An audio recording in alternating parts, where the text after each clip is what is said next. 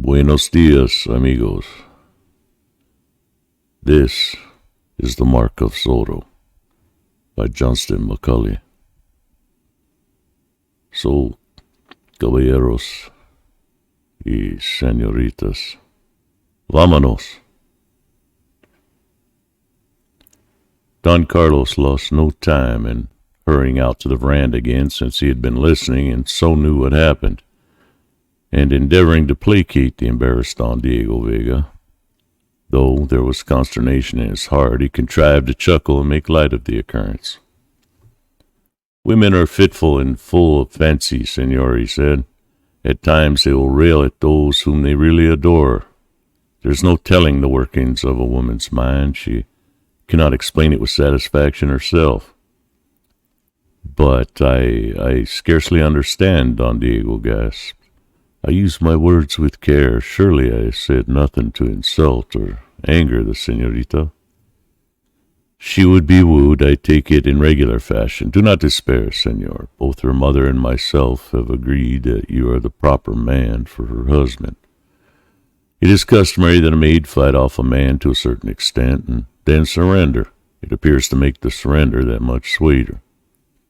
Perhaps the next time you visit us she'll be more agreeable. I feel quite sure of it.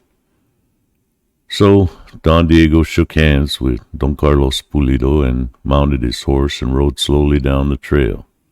And Don Carlos turned about and entered his house again, as faced his wife and daughter, standing before the latter with his hands on his hips and regarding her with something akin to sorrow. He is the greatest catch in all the country, Donna Catalina was wailing, and she dabbed at her eyes with delicate square of filmy lace. He has wealth and position and could mend my broken fortunes if we were but my son-in-law, Don Carlos declared, but not taking his eyes off his daughter's face. He has a magnificent house and a hacienda besides, and the best horses near Reina de Los Angeles. And he is the sole heir to his wealthy father, Donna Catalina said. One whisper from his lips into the ear of His Excellency the Governor, and a man is made or unmade, added Don Carlos. He's handsome. I grant you that, exclaimed Senorita Lolita, lifting her pretty head and glaring at them bravely. That is what angers me. What a lover a man could be if he would. Is it anything to make a girl proud to have it said that the man she married never looked at another woman, and so did not select her after dancing and talking and playing at love with others? He preferred you to all others, else he would not have ridden out today, Don Carlos said. Certainly it must have fatigued him, the girl said. Why does he let himself be made the laughing-stock of the country? He's handsome, rich, and talented. He has health and could lead all the other young men. Yet he has scarcely enough energy to dress himself, I doubt not. This is all beyond me, the Donna Catalina wailed. When I was a girl there was nothing like this. An honorable man comes seeking you as a wife. Were he less honorable and more of a man, I might look at him a second time, said the senorita. You must look at him more than a second time, put in Don Carlos with some authority in his manner. You cannot throw away such a fine chance. Think of it, my daughter. Be in a more amiable mood when Don Diego calls again. Then he hurried to the patio on pretense that he wished to speak to a servant, but in reality to get away from the scene. Don Carlos had proved himself to be a courageous man in his youth, and now he was a wise man also, and hence he knew better than to participate in argument between women. Soon the siesta hour was at hand, and Senorita Lolita went into the patio and settled herself on a little bench near the fountain.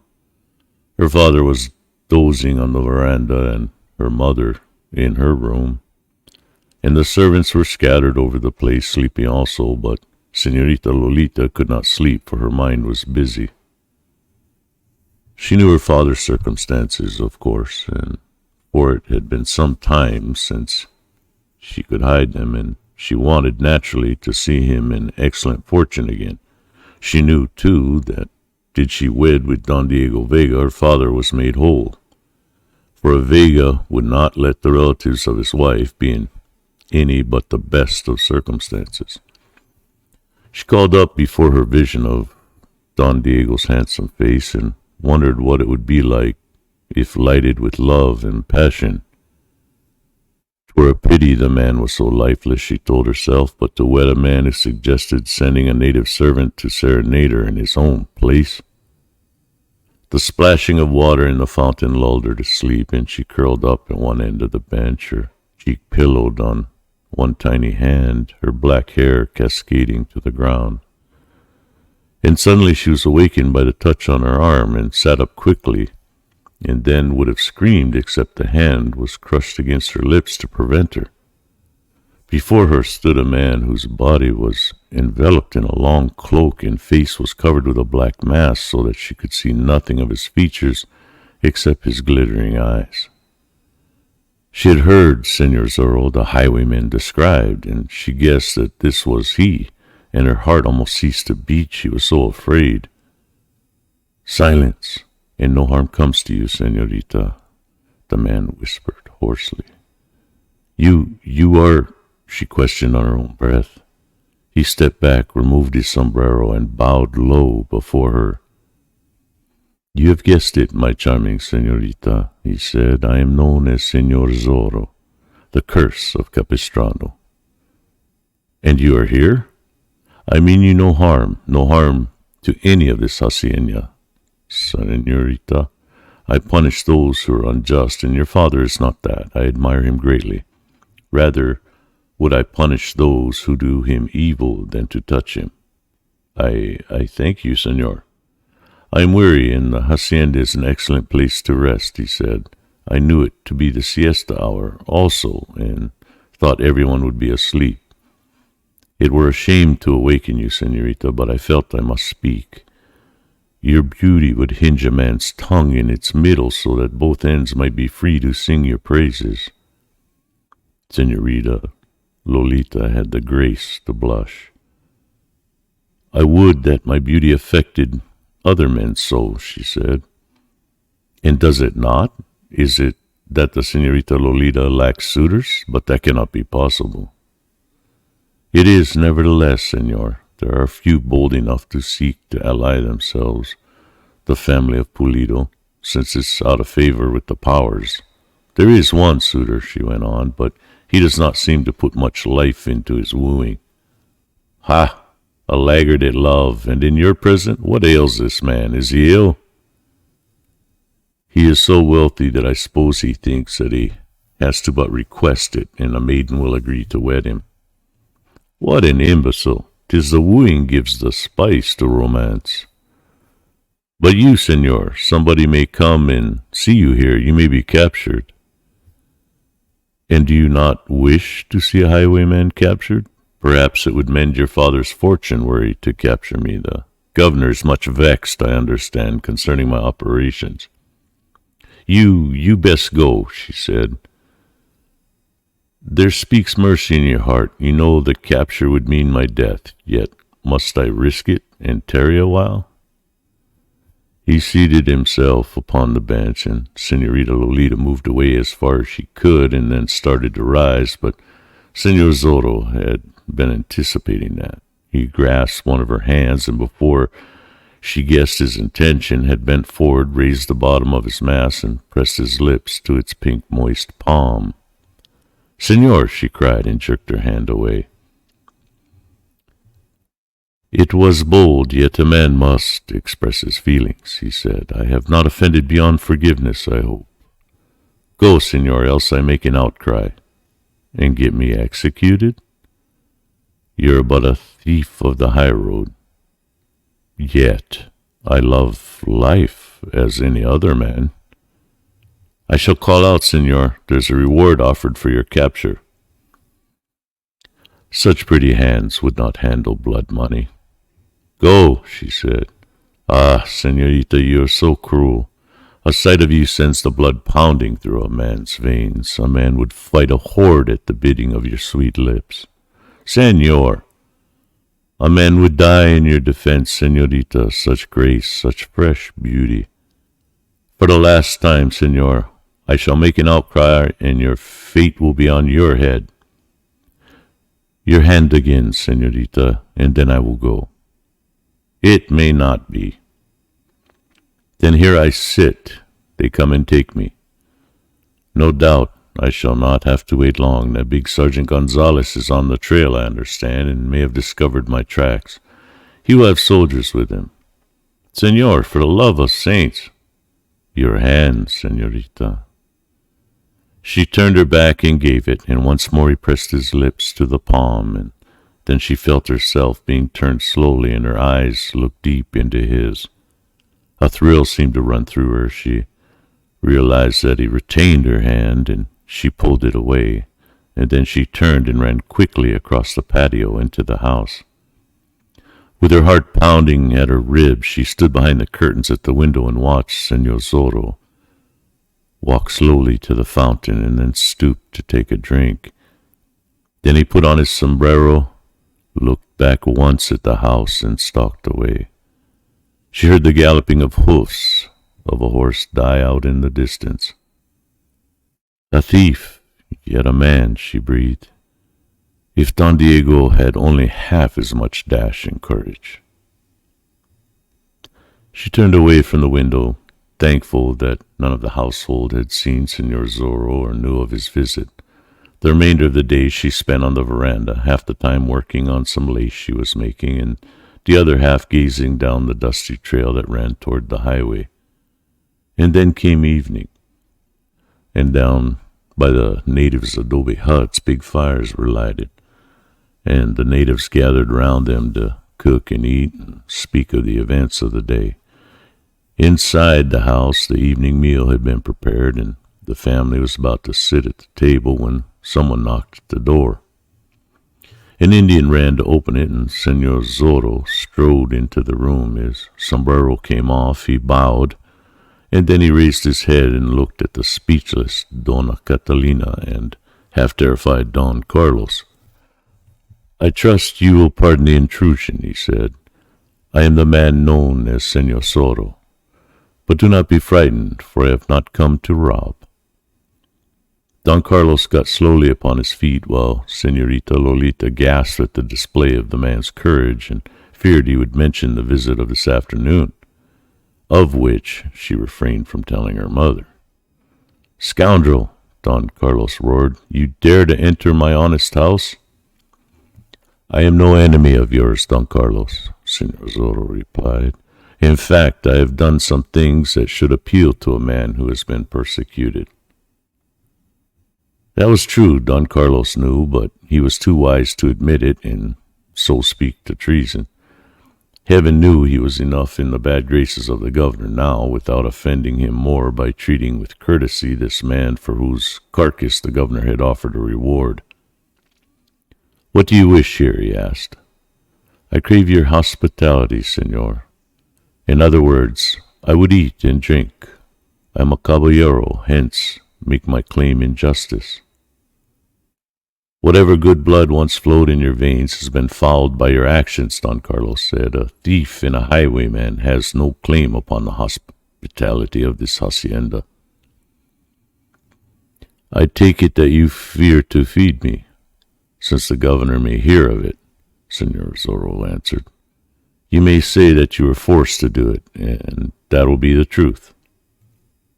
Now one hand came from beneath the cloak, and it held a pistol. Donna Catalina shrieked and fainted. Señorita Lolita cowered in the chair. "Doubly a scoundrel, since you frighten women," Don Carlos exclaimed angrily. "Since it is death to refuse, you may have meat and drink, but I ask you to be caballero enough to allow me to remove my wife to the other room and call a native woman to care for her." "By all means," Señor Zorro said, "but the señorita remains here as a hostage for your good conduct in return." Don Carlos glanced at the man and then at the girl, and he saw that the latter was not afraid. He picked his wife up in his arms and bore her through the doorway, roaring for servants to come.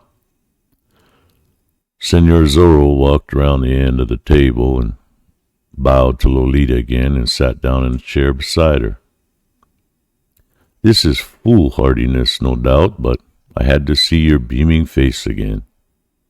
Senor, the sight of you this afternoon started a conflagration in my heart, Senorita. The touch of your hand was new life to me.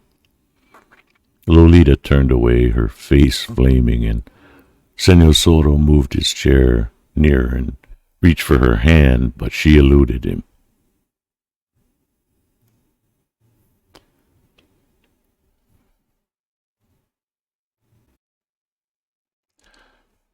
The longing to hear the music of your voice, Senorita, may lure me here often, he said. Senor, you must never come again. I was silent with you this afternoon, but I cannot be again. The next time I shall shriek, and you will be taken. You could not be so cruel, he said. Your fate would be upon your own head, Senor. Then Don Carlos came back into the room, and Senor Zorro rose and bowed once more. I trust your wife has recovered from her swoon, he said. I regret the sight of my poor pistol frightened her. She has recovered, Don Carlos said. I believe you said that you wish meat and drink. Now, come to think of it, Senor, you have indeed done some things that I have admired, and am happy to grant you hospitality for a time. A servant shall furnish you food immediately.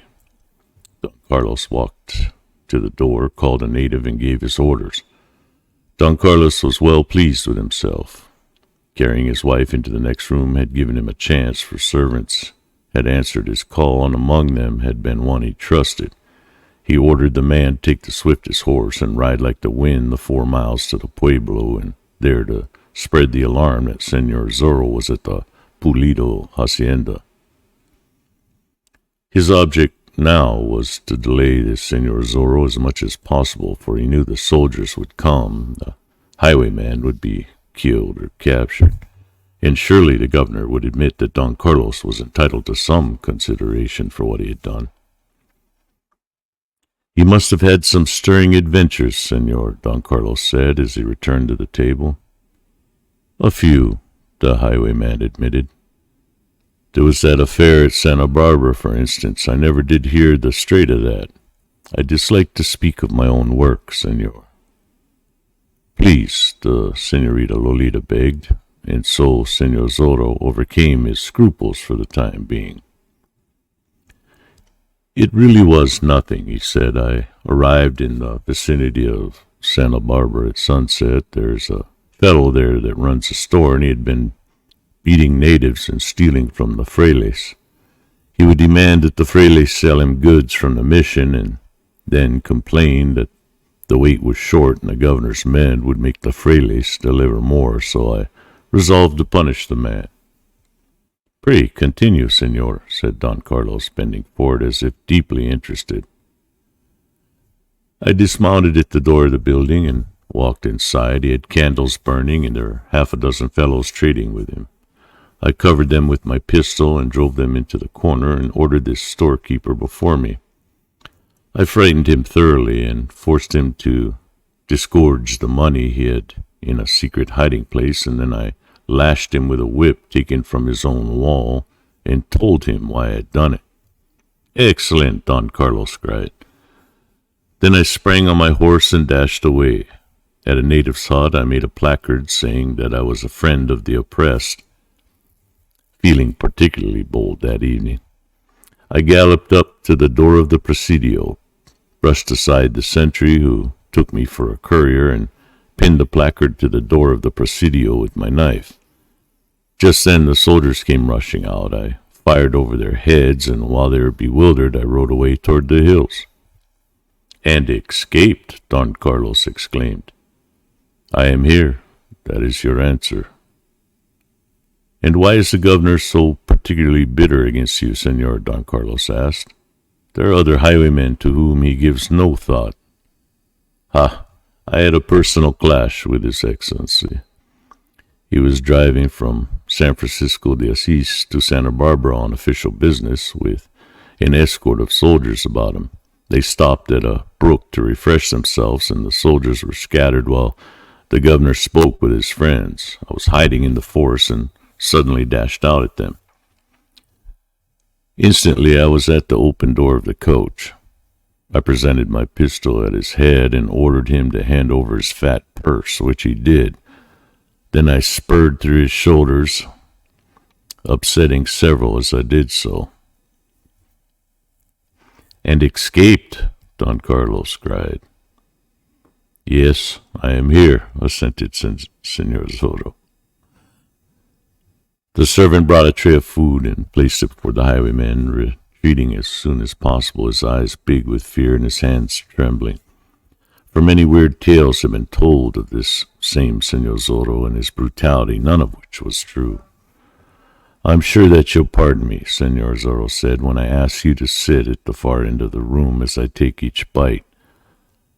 I must raise the bottom of my mask, for I have no wish to become known. I put the pistol before me on the table so to discourage treachery, and now, Don Carlos Pulido, I shall do justice to the meal you have furnished." Don Carlos and his daughter sat where they had been directed, and the bandit ate in evident relish.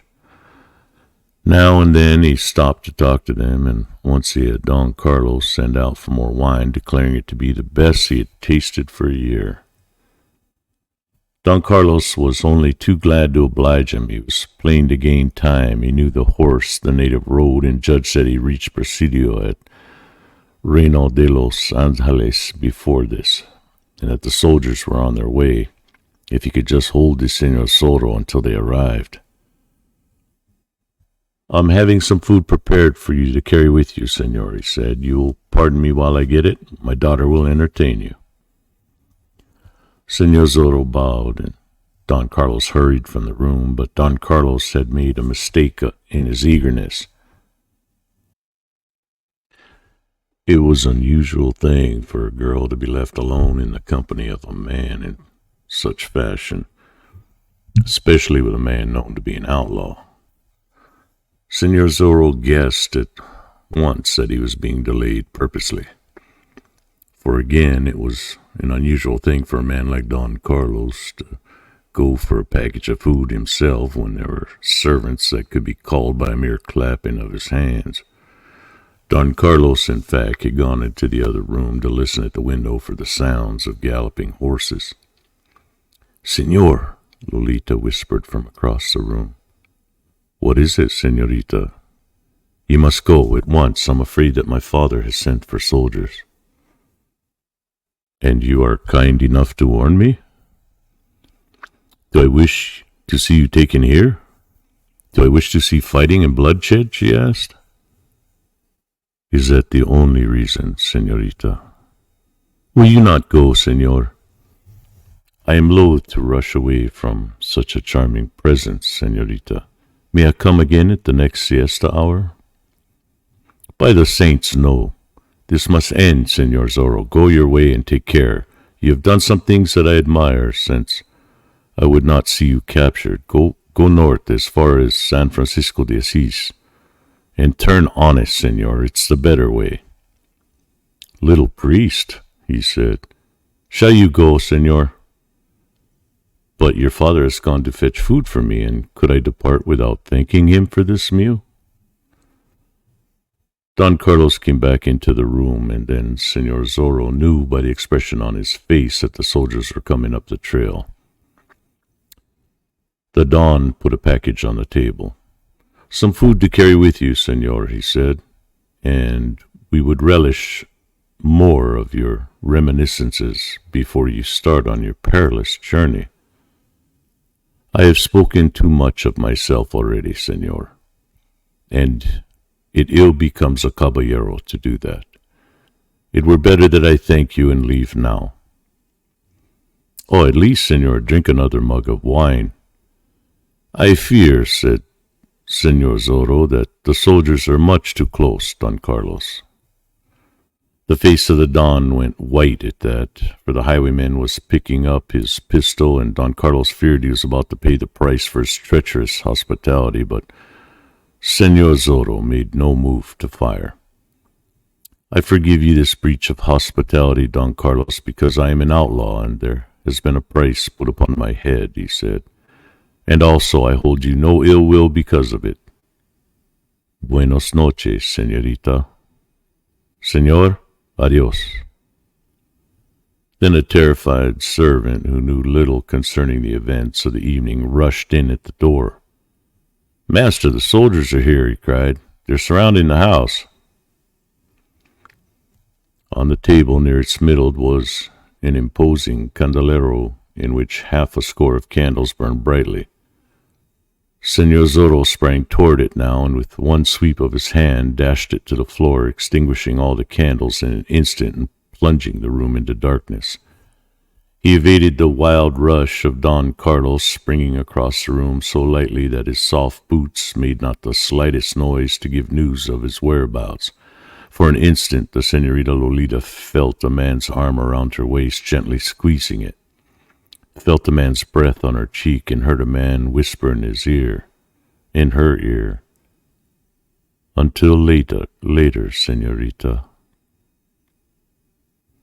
Don Carlos was bellowing like a bull to direct the soldiers to the scene, and already some of them were pounding at the front door. Senor Zorro rushed from the room and into one adjoining, which happened to be the kitchen. The native servants fled before him as if they had seen a ghost, and he quickly extinguished all the candles that burned there. Then he ran to the door that opened into the patio and raised his voice and gave a call that was half moan and half shriek, a peculiar call, like of which one the Pulido hacienda had never heard before. As the soldiers rushed in at the front door, as Don Carlos called for a brand with which to light the candles again, the sound of galloping hoofs was heard from the rear of the patio. Some powerful horse was getting under way there. The soldiers guessed it immediately. The sound of hooves died away in the distance, but the soldiers had noted the direction in which the horse was traveling. "The fiend escapes!" Sergeant Gonzalez shrieked, he being in charge of the squad. "To horse and after him! I give the man who overtakes him 1/3 of all the reward." The big sergeant rushed from the house, the men at his heels, and they tumbled into their saddles and rode furiously through the darkness, following the sound of beating hooves. "Lights! Lights!" Don Carlos was shrieking inside the house. A servant came with a brand, and the candles were lighted again. Don Carlos stood in the middle of the room, shaking his fists with impotent rage. Senorita Lolita crouched in the corner, her eyes wide with fear. Donna Catalina, fully recovered now from her fainting spell, came from her own room as to ascertain the cause of the commotion. "The rascal got away," Don Carlos said. "It is to be hoped that the soldiers capture him." "At least he's clever and brave," Senorita Lolita said. "I grant him that, but he's a highwayman and a thief," Don Carlos roared. "Why should he torment me by visiting my house?" Senorita Lolita thought she knew, but she would be the last one to explain it to her parents. There was a faint blush on her face yet, because of the arm that had squeezed her and the words that had been whispered in her ear. Don Carlos threw the front door open wide and stood in it listening. To his ears came the sound of galloping hooves once more. "My sword!" he cried to a servant. "Someone comes. It may be the rascal returning. It is but one rider, by the saints."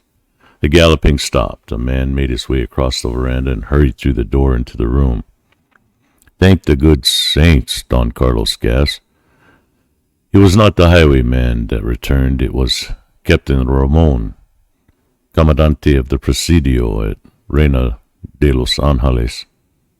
"Where are my men?" the captain cried. "Gone, senor, gone after that pig of a highwayman," Don Carlos informed him. "He escaped?" "He did, with your men surrounding the house. He dashed the candles to the floor and ran through the kitchen." "The men took after him?" "They're upon his heels, senor." "Ha! It is to be hoped that they catch this pretty bird. He's a thorn in the side of soldiery. We do not catch him, and because we do not, the governor sends sarcastic letters by his courier. This Senor Zorro is a clever gentleman, but he'll be captured yet." And then Captain Ramon walked further into the room and perceived the ladies and swept off his cap and bowed before them. "You must pardon my bold entrance," he said. "When an officer is on duty—" "The pardon is granted freely," said Donna Catalina. "You have met my daughter?" "I have not had the honor."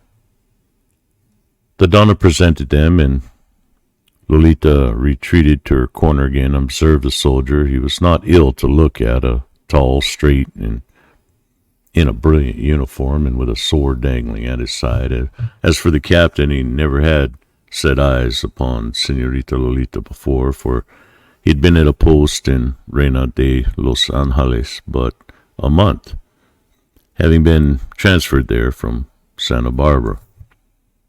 But now that he'd looked at her once, he looked at her a second time, and then a third. There was a sudden light in his eyes that pleased Donna Catalina. If Lolita could not look with favor upon Don Diego Vega, perhaps she would look with favor upon this Captain Ramon. And to have her wedded to an officer would mean that Pulido family would have some protection. "I could not find my men now in the darkness," the captain said, "and so, if it is not presuming too much, I shall remain here and await their return." "By all means," Don Carlos said. "Be seated, senor, and I'll have a servant fetch some wine."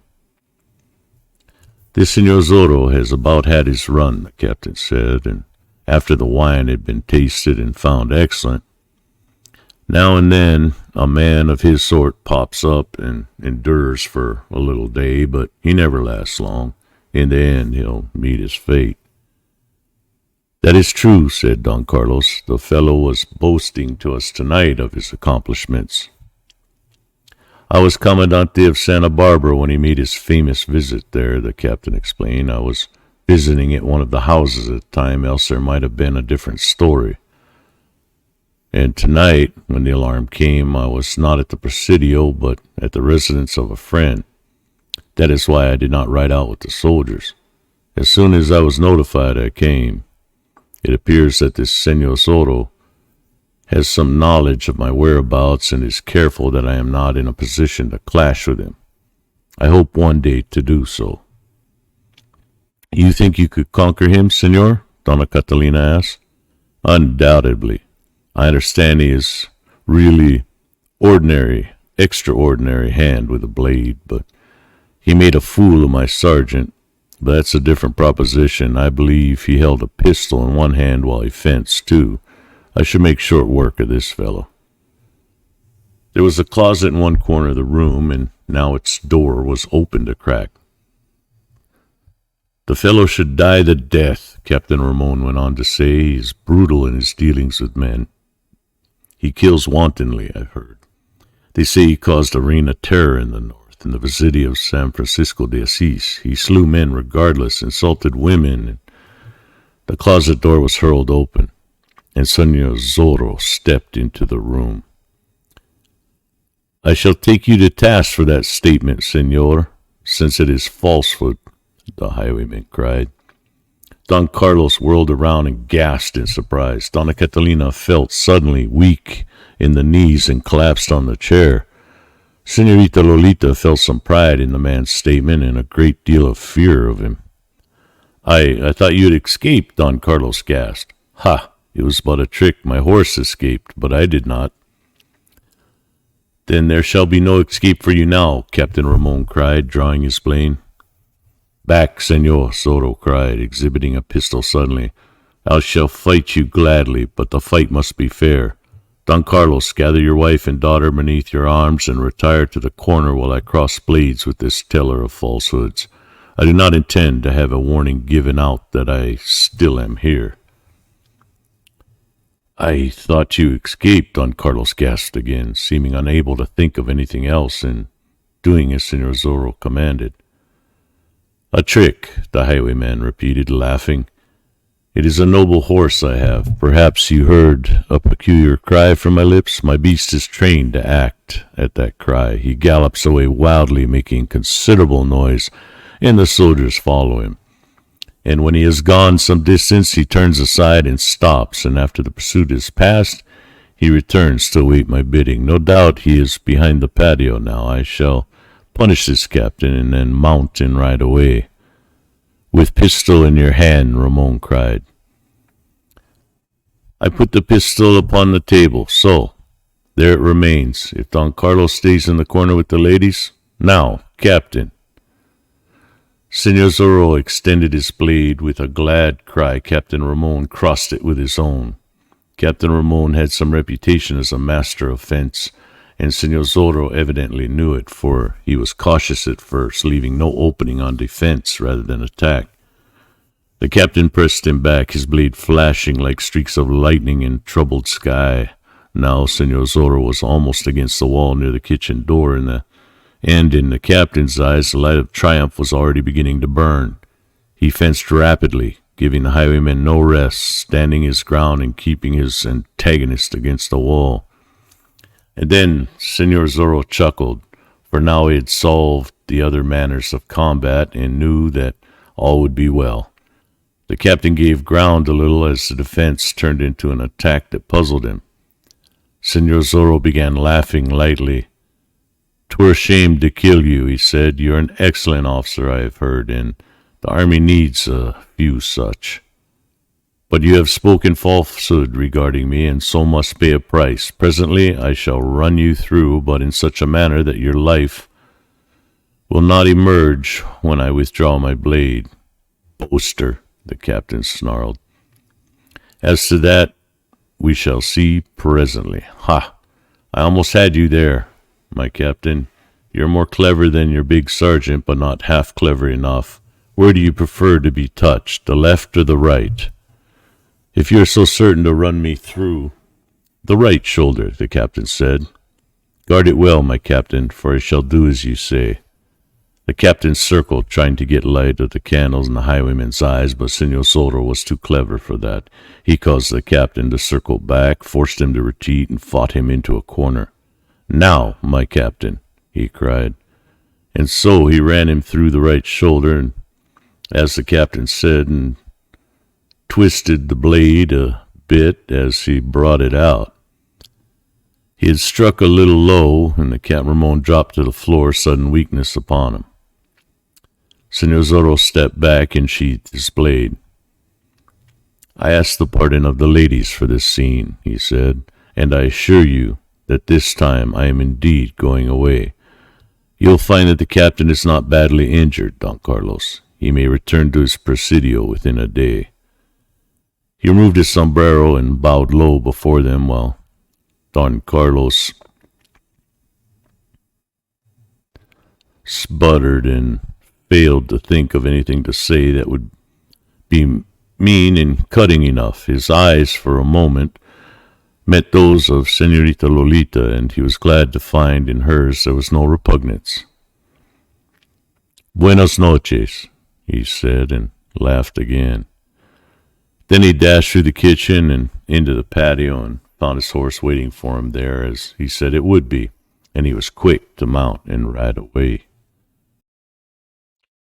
Within the space of half an hour, Captain Ramon's wounded shoulder had been cleansed of blood and bandaged, and the captain was sitting at one end of the table sipping wine, looking very white in the face and tired. Donna Catalina and Señorita Lolita had shown much sympathy, though the latter could scarcely refrain from smiling when she remembered the captain's boast regarding what he proposed doing to the highwayman and comparing it to what had actually happened. Don Carlos was outdoing himself to make the captain feel at home, since it was well to seek the influence with the army, and had already urged upon the officer that he remained at the hacienda a few days until his wound had healed. Having looked into the eyes of Señorita Lolita, the captain had answered that he would be glad to remain for at least a day, and despite his wound was attempting polite and witty conversation, yet failing miserably. Once more there could be heard the drumming of horses' hooves, and Don Carlos sent a servant to the door to open it so the light would shine out, for they supposed it was one of the soldiers returning. The horseman came nearer and presently stopped before the house, and the servant hurried out to care for his beast. There passed a moment during which those inside the house heard nothing at all, and then there were steps on the veranda, and Don Diego Vega hurried through the door.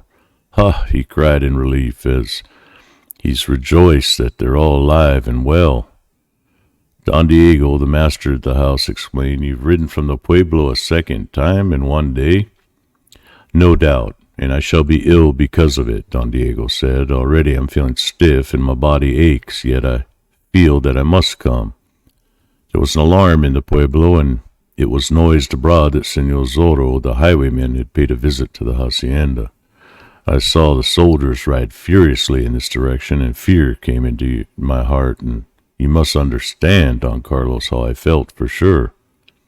"I understand, caballero," Don Carlos replied, beaming upon him and glancing once at Senorita Lolita. "I felt it was my duty to make the journey, and now I find that it's been made naught, for you're all alive and well. How does it happen?" Lolita sniffed, but Don Carlos was quick to make a reply. "The fellow was here. He made his escape after running Captain Ramon through the shoulder." "Ah," Don Diego said, collapsing into a chair. "So you felt his steel, eh, Captain? That should feed your desire for vengeance. Your soldiers are after this rogue?" "They are," the captain replied shortly, for he did not like to have it said that he had been defeated in combat. "They'll continue to be after him until he's captured.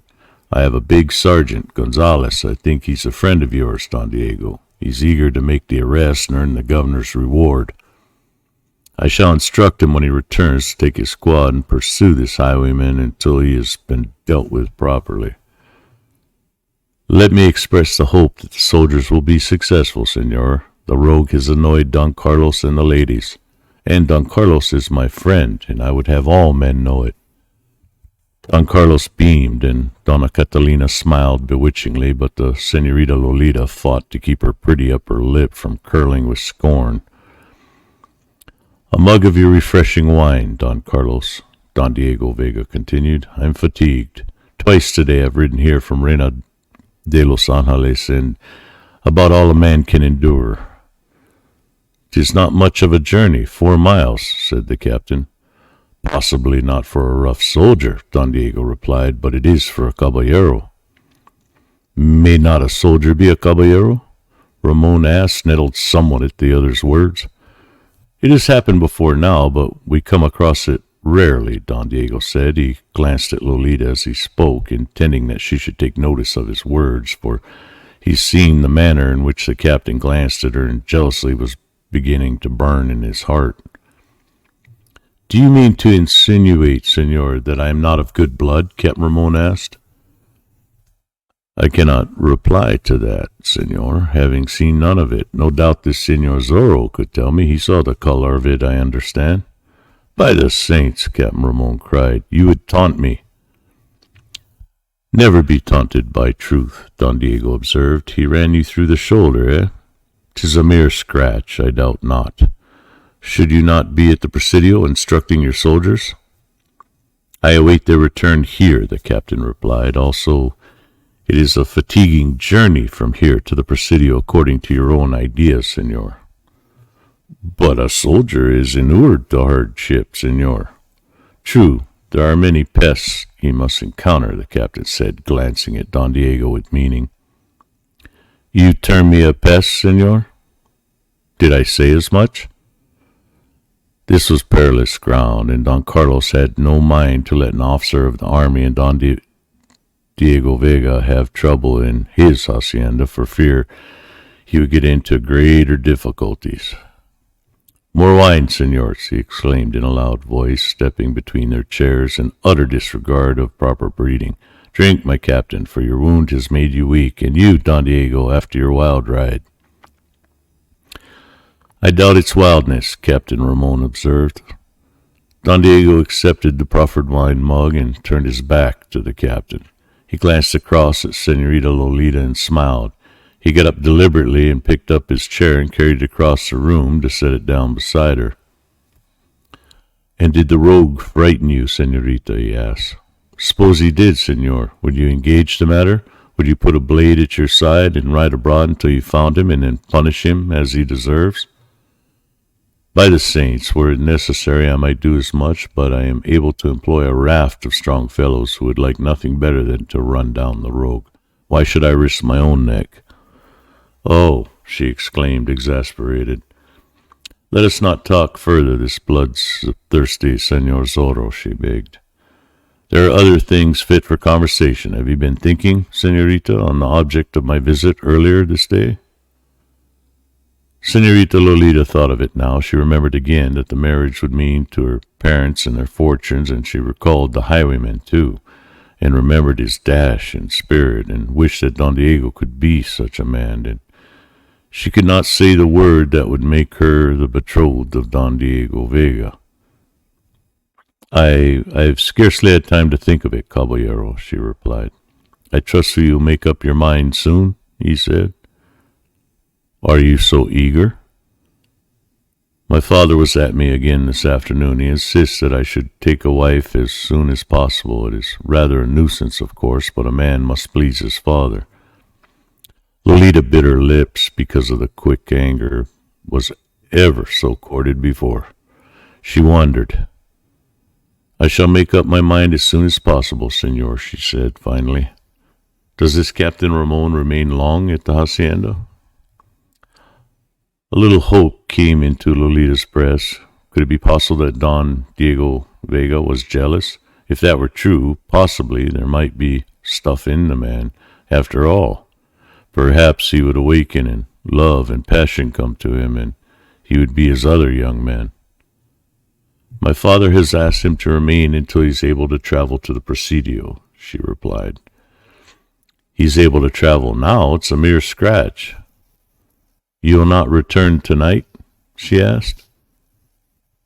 It probably will make me ill, but I must return. There are certain things that must engage my interest early in the morning. Business is such a nuisance. Perhaps my father will offer to send you a carriage. Ha! It were kindness if he does. A man may doze a bit in a carriage. But if this highwayman should stop you? I need not fear, senorita. Have I not wealth? Could I not purchase my release? You would pay ransom rather than fight him, senor?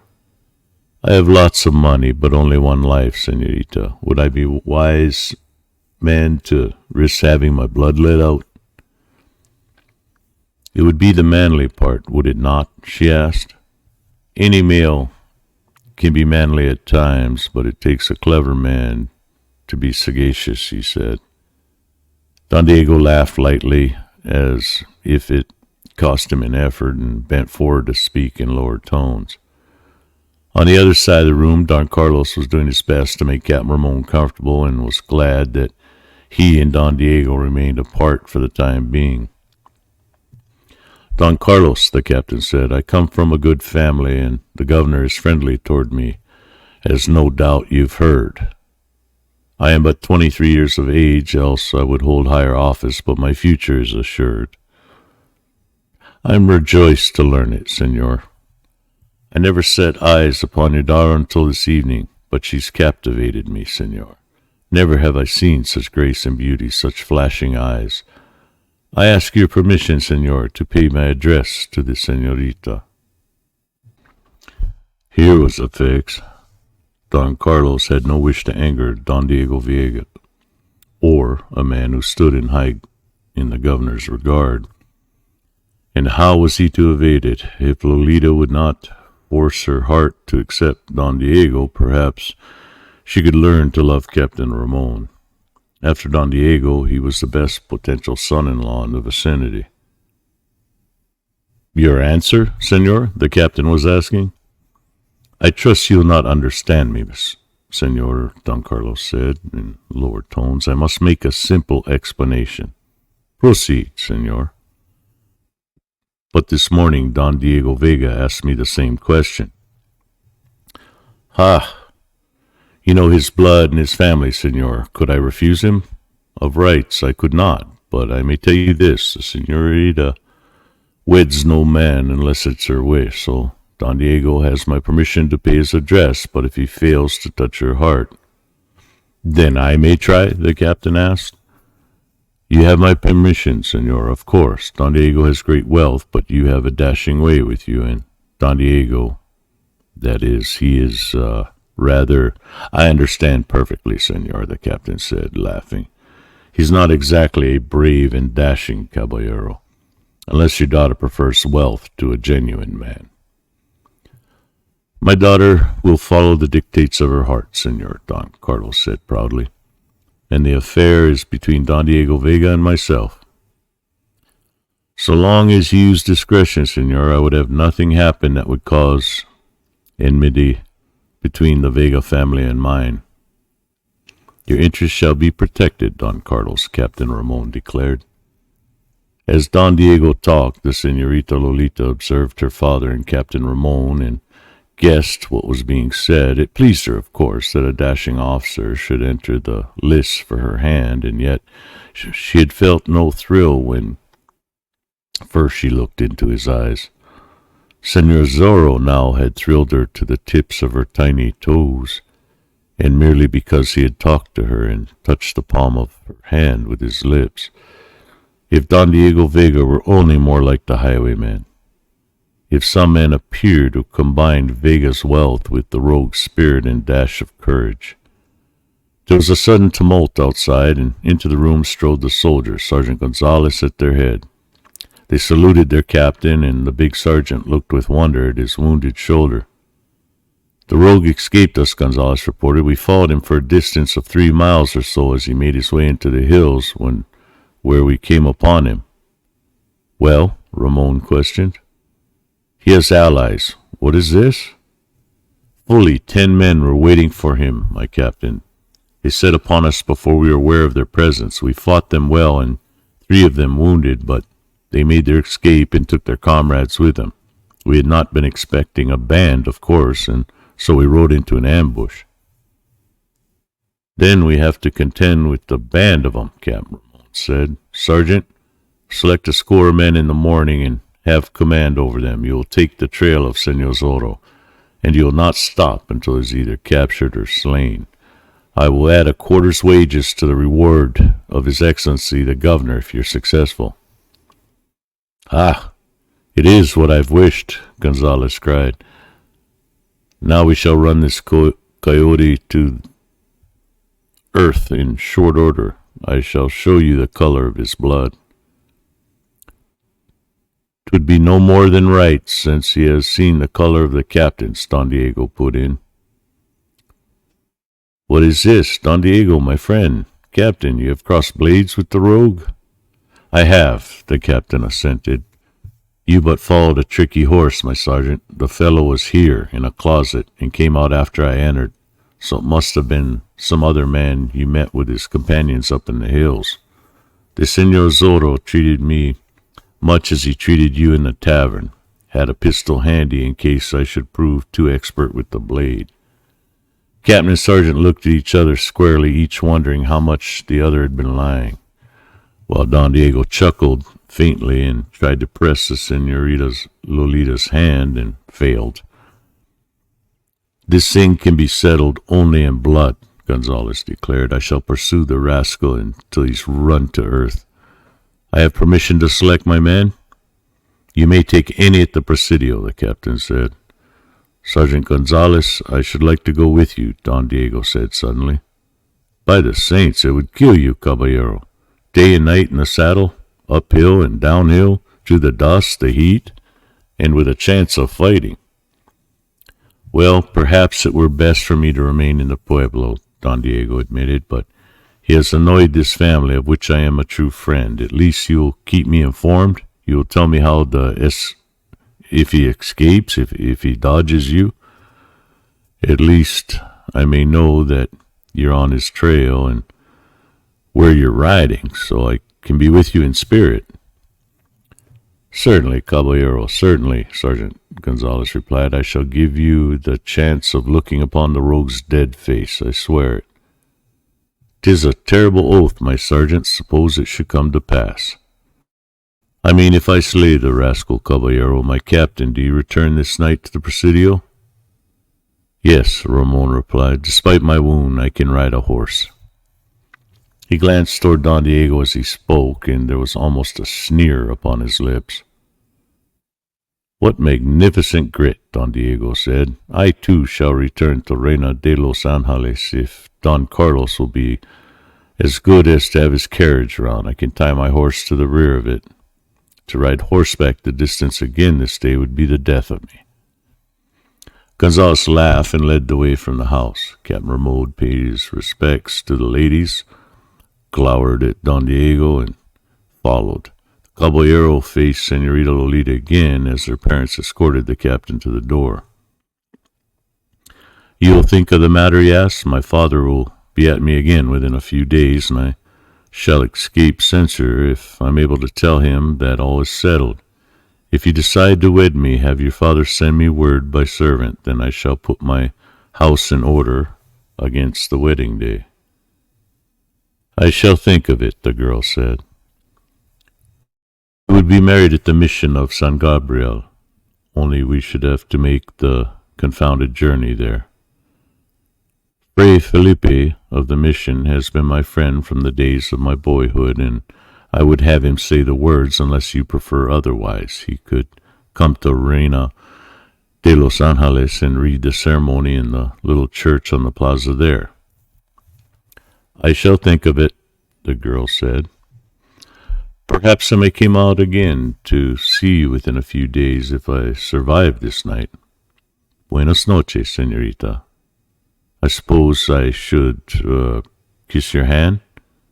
"You need not take the trouble," Senorita Lolita replied. "It might fatigue you." "Oh, thank you. You are thoughtful, I see. I am fortunate if I get me a thoughtful wife." Don Diego sauntered to the door. Senorita Lolita rushed into her own room and beat her breast with her hands and tore her hair a little bit, too angry, too enraged to weep. Kiss her hand, indeed. Senor Zorro had not suggested it. He just had done it. Senor Zorro dared death to visit her. Senor Zorro had laughed as he fought, and then had escaped by trick. Ah, if Don Diego Vega were half the man of this highwayman appeared. She heard the soldiers gallop away, and after a little time she heard Don Diego Vega depart in her father's carriage, and then she went out into the great room again to her parents. "My father, it is impossible that I wed with Don Diego Vega," she said. "What has caused your decision, my daughter?" "I scarcely can tell, except that he is not the sort of man I wish for my husband. He's lifeless. Existence with him would be continual torment. Captain Ramon has also asked permission to pay you his address," Donna Catalina said. "And he's almost as bad. I do not like to look in his eyes," the girl replied. "You're too particular," Don Carlos told her. "If the persecution continues another year, we shall be beggars. Here's the best catch in the country seeking you, and you would refuse him. And you do not like a high army officer because you not fancy to look in his eyes? Think on it, girl. An alliance with Don Diego Vega is much to be desired. Perhaps when you know him better, you'll like him more. And the man may awaken. I thought I saw a flash of it tonight. Deemed him jealous because of his presence of the captain here. If you can arouse his jealousy." Senor Lolita burst into tears, but soon the tempest of weeping passed, and she dried her eyes. I shall do my best to like him," she said, "but I cannot bring myself to say yet that I will be his wife." She hurried into her room again and called for the native woman who attended her. Soon the house was in darkness and the grounds about it, save for the fires down by the adobe huts where the natives told one another grim tales of the night's events, each trying to make his falsehood the greatest. A gentle snore came from the apartment of Don Carlos Pulido and his wife. But the Senorita Lolita did not slumber. She had her head propped in one hand, and she was looking through the window at the fires in the distance. Her mind was full of thoughts of Senor Zorro. She remembered the grace of his bow, the music of his deep voice, and the touch of his lips upon her palm. I would he were not a rogue, she sighed. How a woman could love such a man.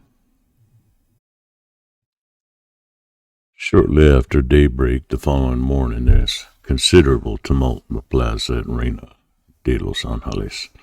Sergeant Pedro Gonzalez was there with a score of troopers, almost all that were stationed at the local presidio, and they were preparing for the chase of Senor Zorro. The big sergeant's voice roared above the din as men adjusted saddles and looked to bridles and inspected their water bottles and small supplies and provisions. For Sergeant Gonzalez had ordered that his force travel light and live off the country as much as possible. He had taken the commands of his captain seriously. He was going after Senor Zorro and did not propose to return until he had him or died in an effort to effect the capture. I shall nail the fellow's pelt to the presidio door, my friend, he told the fat landlord. Then I shall collect the governor's reward and pay the score I owe you. I pray the saints it may be true, the landlord said. What, fool? That I pay you? Do you fear to lose a few small coins? I meant that I pray you be successful in capturing the man, the landlord said, telling the falsehood glibly. Captain Ramon was not up to see the start, having a small fever because of his wound, but the people of the pueblo crowded around the sergeant and his men, asking a multitude of questions, and the sergeant found himself at the center of interest. The curse of Capistrano shall soon cease to exist, he boasted loudly. Pedro Gonzalez is on his trail. Ha! When I stand face to face with that fellow. The front door of Don Diego Vega's house opened at the juncture, and Don Diego himself appeared, at which the townsmen wondered a bit, since it was so early in the morning. Sergeant Gonzalez dropped a bundle he was handling, put his hands upon his hips, and looked at his friend with sudden interest. You've not been to bed, he charged. But I have, Don Diego declared. And are up again so soon? Here's some devilish mystery that needs explanation. You made noise enough to waken the dead, Don Diego said. It could not be helped, caballero, since we are acting under orders. Were it not possible to make your preparations at the presidio instead of here in the plaza, or did you think not enough persons would see your importance there? Now, don't say it, Don Diego commanded. As a matter of fact, I am up early because I must make a confounded trip to my hacienda, a journey of some 10 miles to inspect the flocks and the herds. Never become a wealthy man, Sergeant Gonzalez, for wealth asks too much of a man. Something tells me I'll never suffer so on that account, said the sergeant, laughing. You go with an escort, my friend? Couple of natives, that's all. If you should meet up with this Senor Zorro, he probably would hold you for a pretty ransom. Is he supposed to be between this place and my hacienda? Don Diego asked. A native arrived a short time ago with word that he had been seen on the road running to Pala and San Luis Rey. We ride in that direction, and since your hacienda is the other way, no doubt you will not meet the rascal now. I feel somewhat relieved to hear you say it. So you ride toward Pala, my sergeant? We do. We shall try to pick up his trail as soon as possible, and once we have it, we shall run this fox down. Meanwhile, we also shall attempt to find his den. We start at once. I shall await news eagerly, Don Diego said. Good fortune go with you. Gonzalez and his men mounted, and the sergeant shouted an order, and they galloped across the plaza, raising great clouds of dust, and took the highway toward Pala and San Luis Rey. Don Diego looked after them until nothing could be seen but a tiny dust cloud in the distance, and then called for his own horse. He, too, mounted and rode away toward San Gabriel, and 2 native servants rode mules and followed a short distance behind. But before he departed, Don Diego wrote a message and sent it by native courier to the Pulido hacienda. It was addressed to Don Carlos and read, The soldiers are starting this morning to pursue the Senor Zorro. and it has been reported that the highwayman has a band of rogues under his command, and they may offer a battle. There's no telling, my friend, what may happen. I dislike having one in whom I'm interested subjected to so much danger, meaning your daughter particularly, but also the Donna Catalina and yourself. Moreover, this bandit saw your daughter last evening and certainly must have appreciated her beauty and may seek to see her again. I beg of you to come at once to my house in Reina de los Angeles and make it as your home until matters are settled. I'm leaving this morning for my hacienda, but have left orders with my servants that you are to give what commands you will. I shall hope to see you when I return, which will be in 2 or 3 days. Signed, Diego. Don Carlos read that epistle aloud to his wife and daughter, and then looked up to see how they took it. He scoffed at the danger himself, being an old war horse, but did not wish to put his womenfolk in jeopardy. "What do you think?" he asked. "It has been some time since we visited the pueblo," Donna Catalina said. "I have some friends left among the ladies there. I think it will be an excellent thing to do." "It certainly will not injure our fortunes to have it become known we are house guests of Don Diego Vega," Don Carlos said. "What does our daughter think?" It was a concession to ask her, and Lolita realized that she was granted this unusual favor because of Don Diego's wooing. She hesitated some time before answering. "I believe it'll be all right," she said. "I should like to visit the pueblo, for we see scarcely anybody here at the hacienda. But people may talk concerning Don Diego and myself." "Nonsense," Don Carlos exploded. "Could there be anything more natural than what we should visit the Vegas, since our blood is almost as good as theirs and better than that of others? But it's Don Diego's house, and not of his father. Still, he will not be there for 2 or 3 days, he says, and we can return when he comes." "Then it's settled," Don Carlos declared. "I shall see my superintendent and give him instructions." He hurried into the patio and rang the big bell for the superintendent, being well pleased. For when the Señorita Lolita saw the rich furnishings in the house of Don Diego Vega, she might the more readily accept Don Diego as a husband, he thought.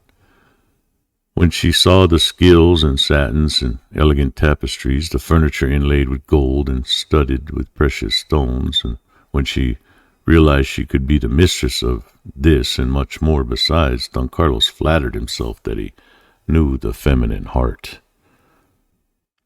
Soon after the siesta hour, a carreta was brought before the door, drawn by mules and driven by a native.